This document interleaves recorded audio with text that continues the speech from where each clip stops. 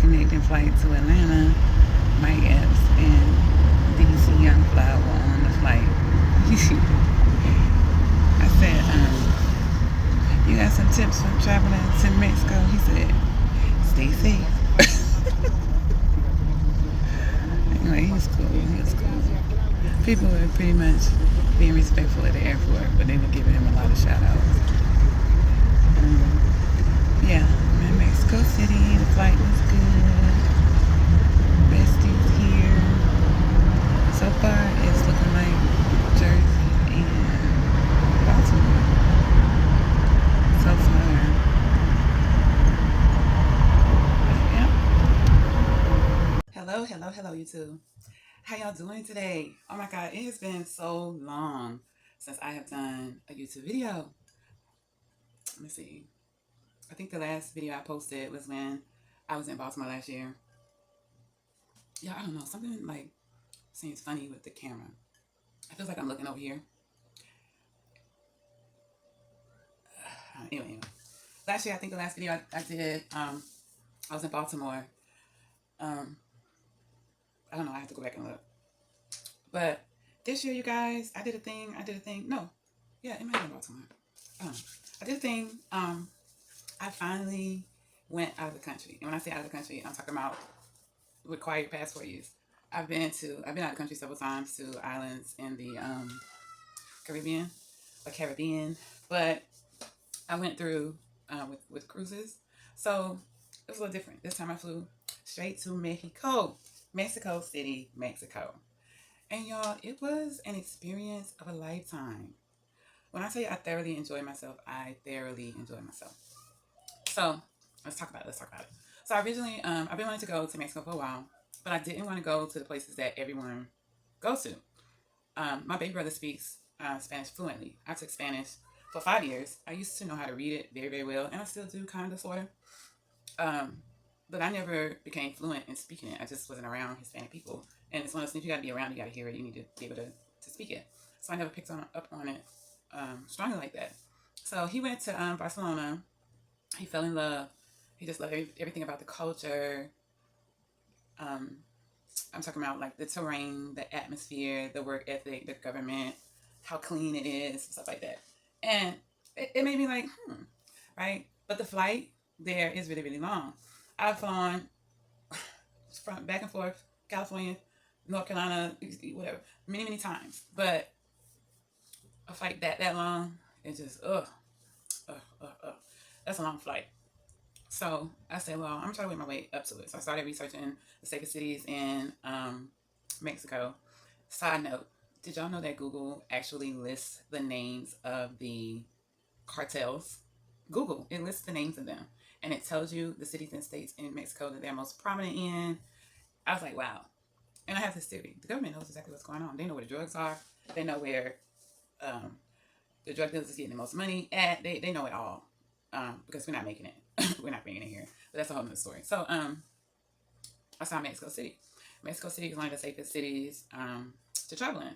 And my brother went to Mexico City last year.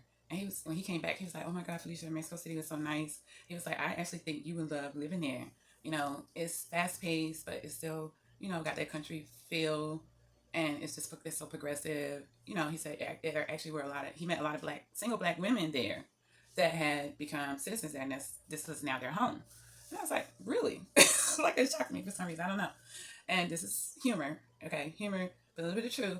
I never really met a Hispanic man that was over 5'5". So I just was like, okay, you know, and I can go there with the height thing, but I'll leave that alone for now. So I thought, well, I've been wanting to go, so maybe that's where I should start. And he was talking about how there's so much to do there. There's so much to do. So I started looking at flights, hotels. Everybody kept saying, stay at a resort, stay at a resort. I didn't want to stay at a resort because that's where all Americans go. Like, I wanted to have a different experience. I wanted to experience it as is, right?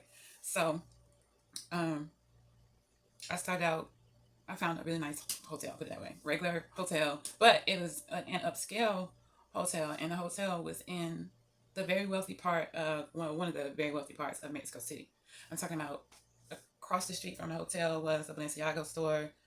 They even had a Tesla store. All those designer names that we see in here. So they talk about it's a real thing. Like, but they all those stores were right across from my hotel. It was really really nice upscale restaurants where I'm talking about basic breakfast would start. Well, I can't really compare. Well, I can. Their food prices were like American food prices. Anybody knows it's $13 US dollars there one. So it was like going out to a really upscale place there to eat is like going to Outback here. Yep. So with drinks and all, and it's a full presentation. Like they're well dressed.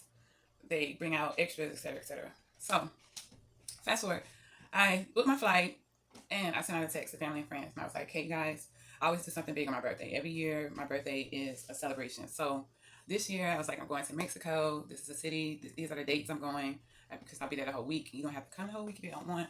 The suite I booked will sleep up to 6 people, and it has a huge patio. It has a kitchen. So let's go."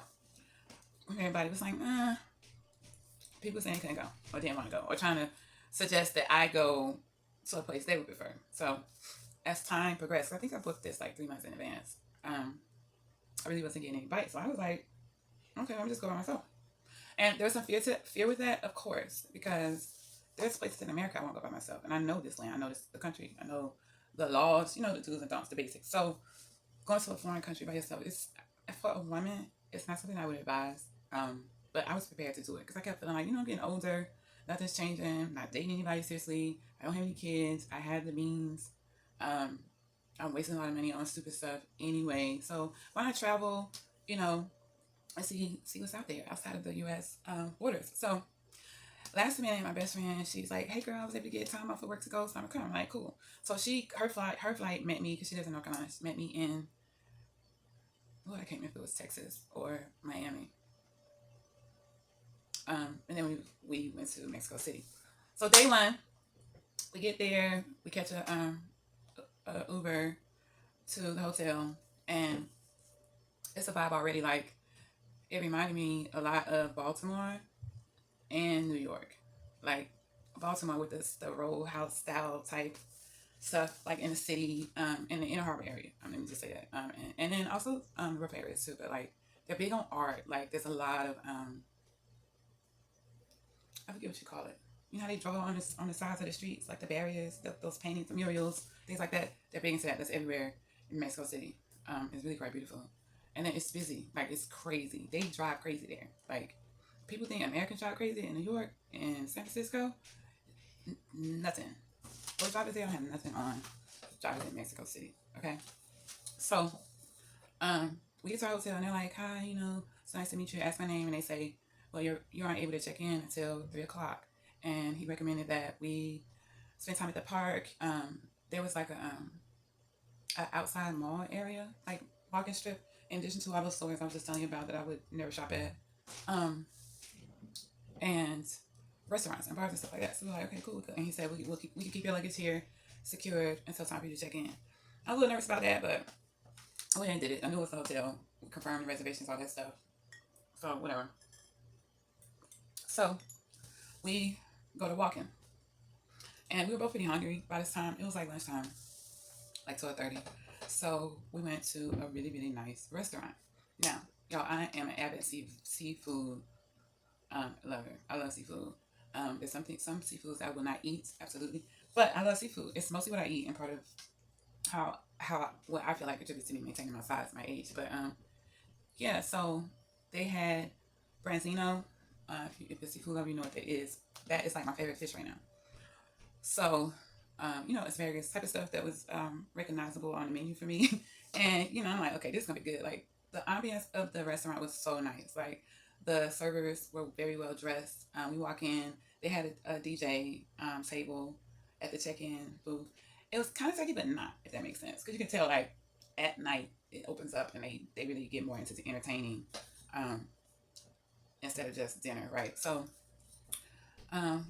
we sit down and we already have said we're gonna be there for a while because we're trying to kill time to check into our room. So we sit down and we order our food, and I ordered a drink. Y'all, I love whiskey, so I ordered old fashioned, smoked old fashioned. My girlfriend, she's not a big drinker, and she has a very low tolerance, so she usually gets like those sweet little drinks. Um, We ordered our drinks, and I ordered appetizer. I ordered the mussels. The ingredients they had in them, it was like a tomato sauce with other stuff in it. It read so good, right?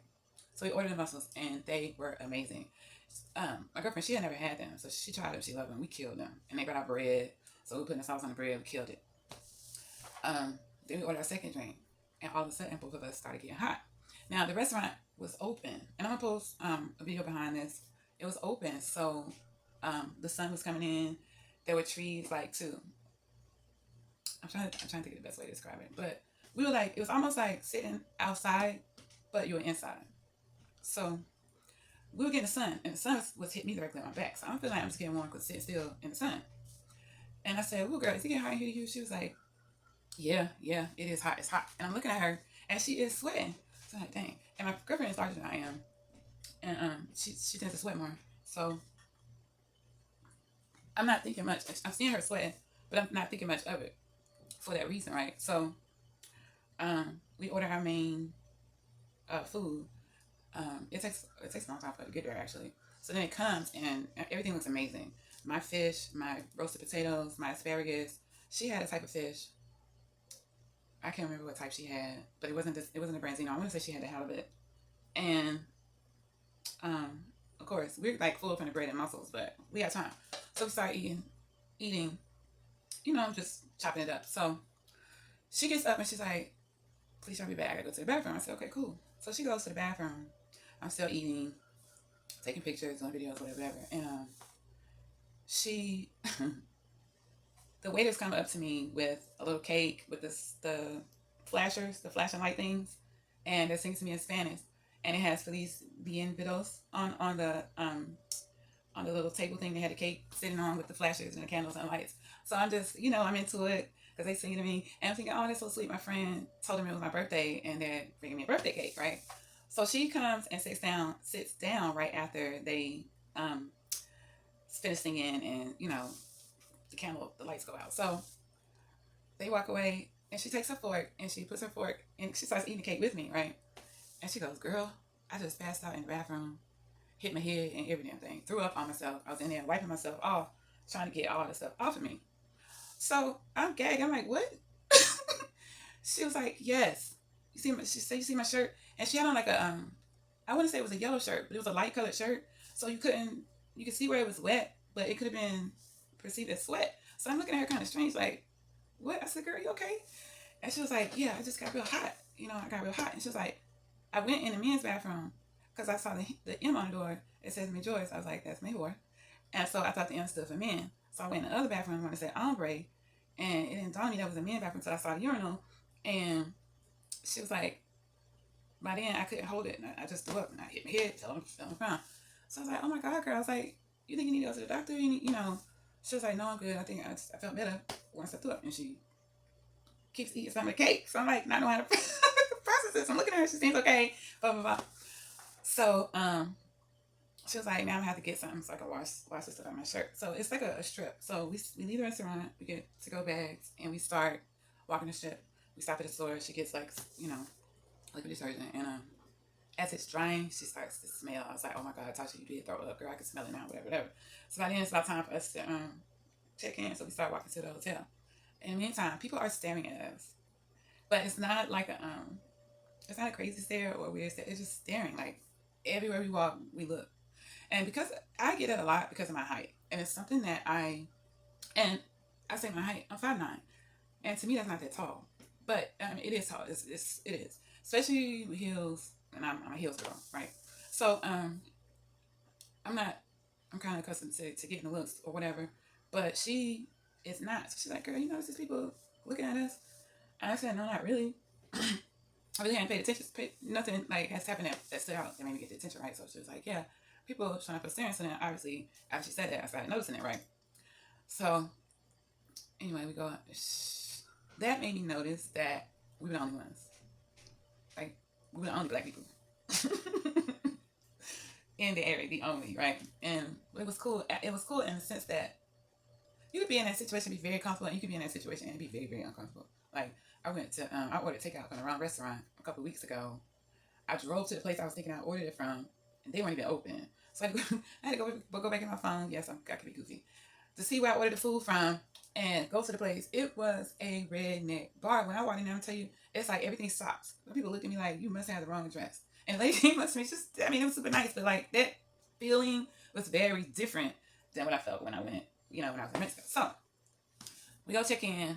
We and we chill. Like she takes a shower, she's washing clothes. I'm watching a movie on Netflix, kind of unpacking my stuff, because it was like all week. We just chill, and then we needed to get some feminine hygiene products, so we decided to go try to find a drugstore or whatever. So she starts Googling, looking, and they have Walmarts in Mexico City. So it was one close to the hotel. So we Ubered to Walmart from the hotel, right? So we're big on tipping, right?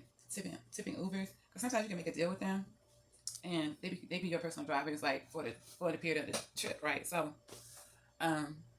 we pull up at the Walmart, and my friend's trying to get him a tip. He like, no, no, no, no, no, no, no. So we get out of the car and we start walking. The Walmarts have gates. You have to pay to get into the Walmart to park your car. Otherwise, you have to be dropped off and walk to the Walmart. So we figured, well, maybe that's why he didn't want a tip, because he knew he was gonna have to walk to get into this Walmart. So we get into the Walmart, and um, we're walking around. We're confused. We're the only ones, and everything's in Spanish. Everything's in pesos, and it was like 45,000 pesos. So you gotta know the conversion. It's not set up like I want. It is, but it's not. And their products are not the same. So we got some snacks like chips, soda, water, cup of noodles. Because a lot of stuff I just couldn't read. It was like, it just became complicated.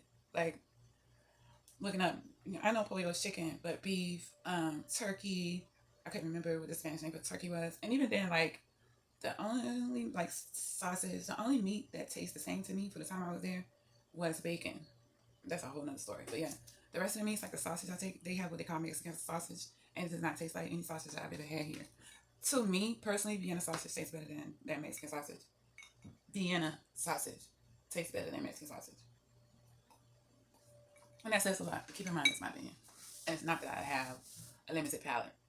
I'm willing to try different things. Not too crazy, but So, yeah. So anyway, we check out. You have to pay for your bags. And then they had like a Domino's. Um, they had like 3 different food places. So we just ended up deciding to get Domino's, McDonald's, and I can't remember the other one.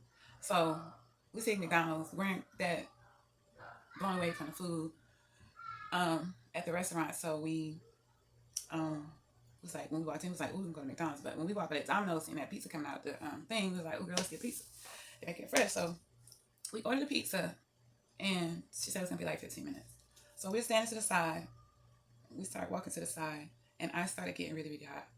I'm talking about, I'm sweating everywhere, in between my boobs, on my back, everywhere. Like it's just, I had sweat coming around my neck, like the base of my neck. It actually was scaring me. I said, "Oh, Tasha, girl, I don't feel right. Something don't feel right. I feel like I'm about to pass out." And she looked at me, and I leaned up against the wall. I put my foot up to try to like brace myself, like stabilize myself, because I was feeling like I was crashing out. And next thing I know, y'all, I wake up. Paramedics is standing over me. Police are standing over me. My homegirl is patting me on my back and shaking me, saying, "Felicia, Felicia, wake up, wake up, wake up." And I'm looking around. My body is still so hot. I'm trying to pull it together, like to figure out like what is going on with me. And she's like, "Felicia, Felicia, Felicia, you all right? You all right?" I'm like, yeah, I'm right, all right.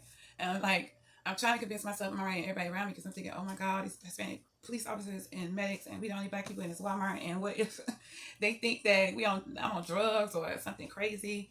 I've heard all these horror stories about people having to go to the doctors when they're overseas, and how they might have to pay for these crazy fees to go to the hospital, yada yada yada. All this is running through my mind, but at the same time, I'm feeling like something's working me and just needs to get this out of me. So,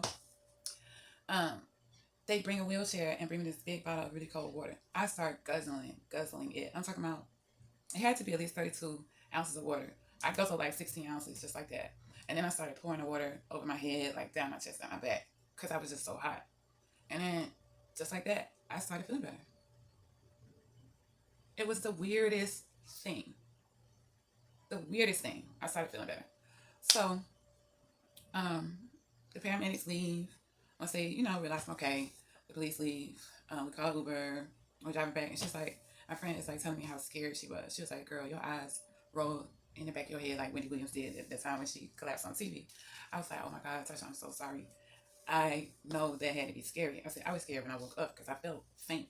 But it's like, I didn't realize that I actually fainted till I woke up and it was, shaking me, whatever. So that was scary. And then I was like, Lord, is this a prelude to what I am to expect for the rest of this week? Like, now I'm scared. And I'm thinking, oh my God, because my mom, she did not want me to go to Mexico. I have people like that did not support me wanting to go. And I get it, but I just feel like, you can't be scared of everything in your life. I mean, people all over the world are living just like we live in. Some much more better than others. You know what I mean? So it's all about, I don't know. I mean, your date can come, going to work, come home from work. It's just, I don't know, but you have to be, you want to be careful always, but like, you can't walk around like in a bubble. That's just my opinion, my thoughts. But yeah, that was day one.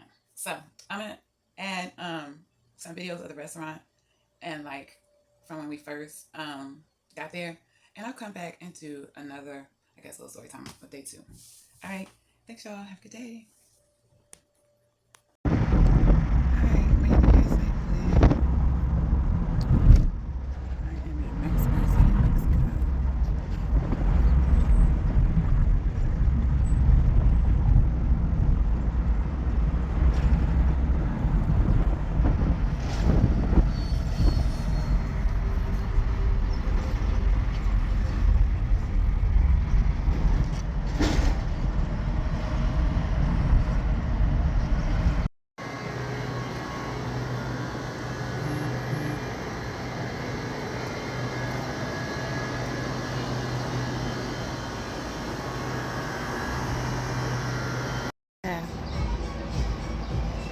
Thank you.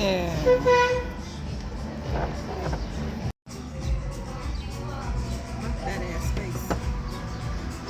I was recording. You would say that. Well, girl, who gonna eat all this?